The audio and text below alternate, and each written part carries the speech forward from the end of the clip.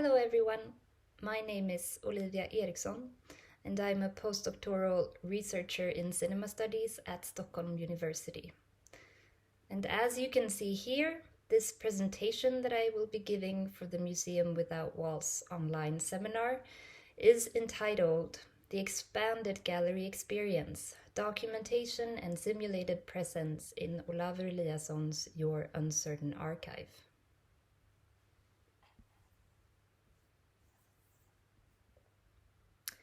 Installation work's ability to envelop the spectator in a three-dimensional environment is often hailed as one of its essential traits.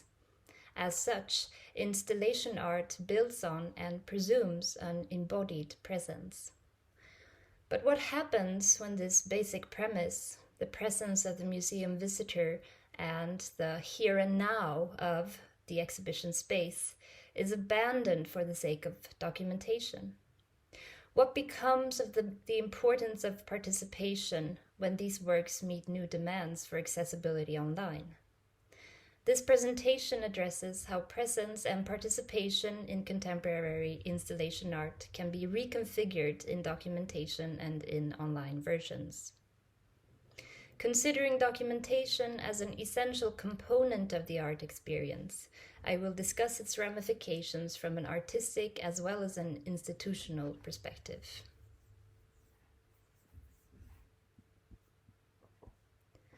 The installation shot in the form of a still image has been a staple feature when it comes to preserving and securing the legacy of exhibitions.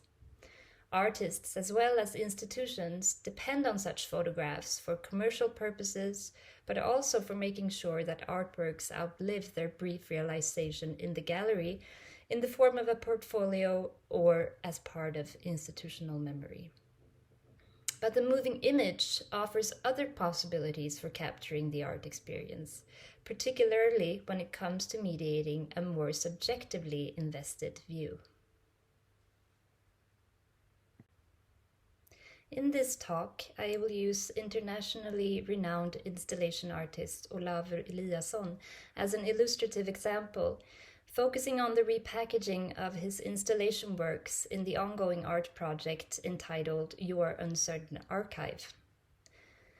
This online archive gathers Eliasson's artistic output in one virtual place, using video documentation and point-of-view shots to achieve the sense of being there in the site of exhibition.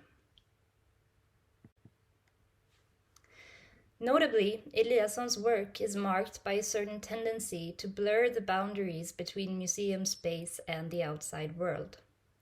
This is visible in several of his works that make use of organic material, such as Moss Wall from 1994, or several of his ice works.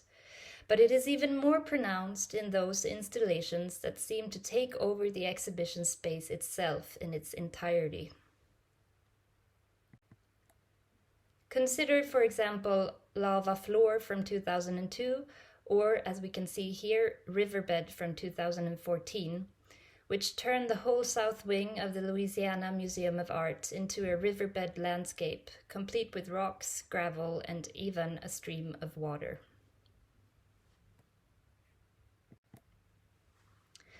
In the exhibition Life, exhibited at the Foundation Bayerler in Switzerland in 2021, this idea was taken even further as the museum building was stripped bare on one side, leaving it open to the outside world. This allowed the installation, which consisted of artificially dyed green water and plants, to branch out into the surrounding park, the gallery building essentially becoming one with nature. This work explicitly sought to push the boundaries for what a museum space can be, even remaining open to visitors 24/7. In this case, then, the museum was, in a quite literal sense, without walls. For the sake of this presentation, however, I would like to focus on how these kinds of works, which rely heavily on presence and coexistence, to use one of Eliasson's favorite terms, are documented and transferred into a mediated view, and how this, at least in the case of the Life exhibition, already deconstructed gallery experience expands into virtual space. The idea of a second audience has often been questioned on the grounds that installation art builds explicitly on presence, a shared time and space. Even so, various documentation strategies are continuously adopted for the sake of archiving or in order to create an aesthetic and historical framework for the exhibition, and not least for marketing purposes. Despite its insistence on the first-hand experience, installation art thrives on these mediated proofs of its existence. The installation as a mediated event is not dependent on presence, nor does it require any active participation on behalf of the viewer. Instead, it serves other purposes. How we consider documentation in relation to the original event is important for understanding the nature of the situated embodied experience as bound to a particular place and time, or as a more versatile state that can be accessed at a later stage. And this is increasingly significant when considering how the digital era has allowed for documentation to take place, also from the point of view of the spectator or the gallery visitor to a larger extent. And especially, I would argue, when it comes to these kinds of large-scale installation works, which seem to encourage a selfie moment.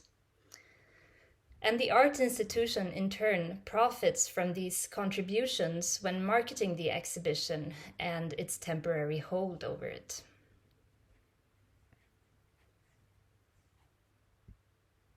In Eliasson's case, the activities of his collaborative studio are showcased on the Studio Olafur Eliasson website, where various creative output, artistic talks, and research are shared with the audience on a regular basis.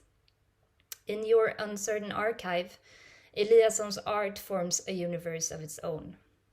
When entering, the drift mode, which you can see an example of here, is activated, and the user can start to move around through the archive.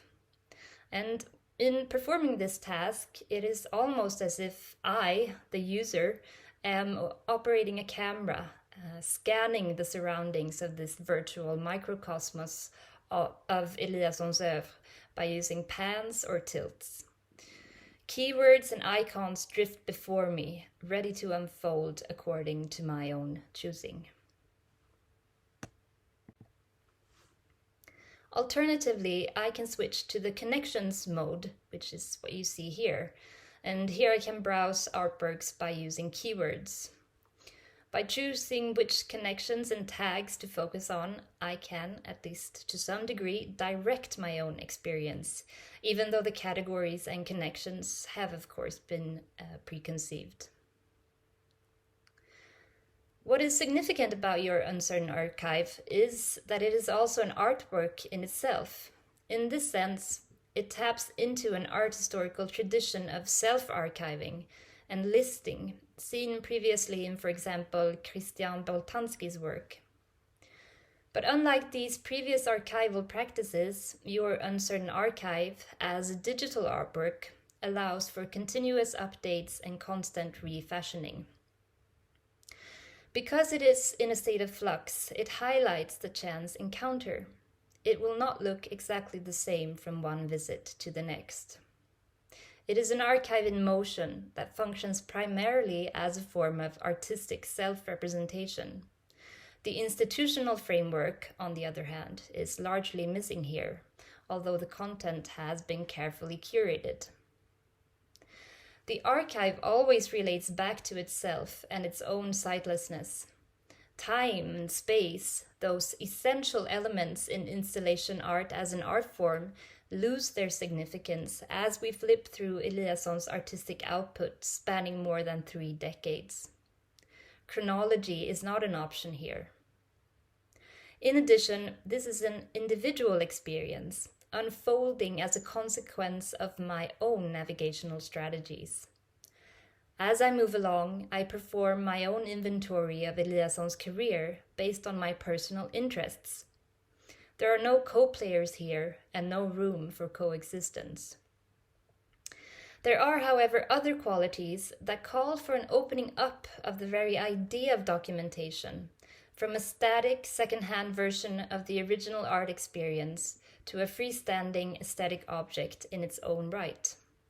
And in this instance, I would like to mention Annette Decker's notion of documentation as, I quote, a critical space in its own right, end quote. As something that goes beyond the secondary and inevitably partial account of an art event, no longer mere representation or static record of a past event, the documentation itself enters into the aesthetic realm.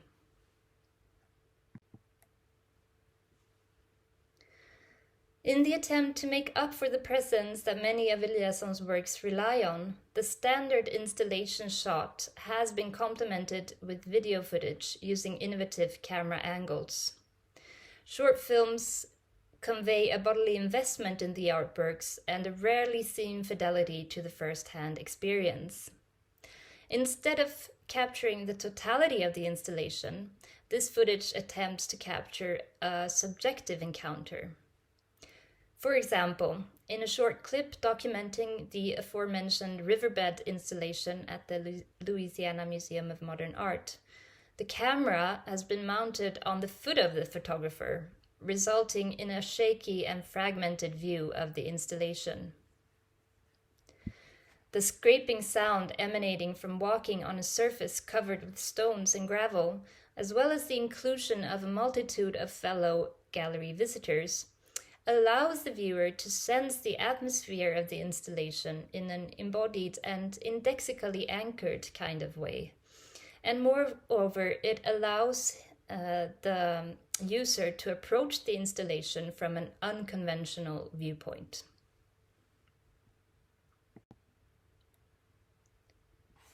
Let me exemplify further by taking a closer look at the video documentation of the exhibition Life. This film exposes a desire to reimagine the world from the perspective of other life forms, and is permeated by this will to engage with non-human agency. The result is a mixed perspective and a camera that plunges into the water and moves freely through the exhibition area, unconstrained by the laws of physics that govern human perception. The camera is even at one point mounted on the back of what appears to be a dog, roaming through the pathways that have been built over the water-covered exhibition hall.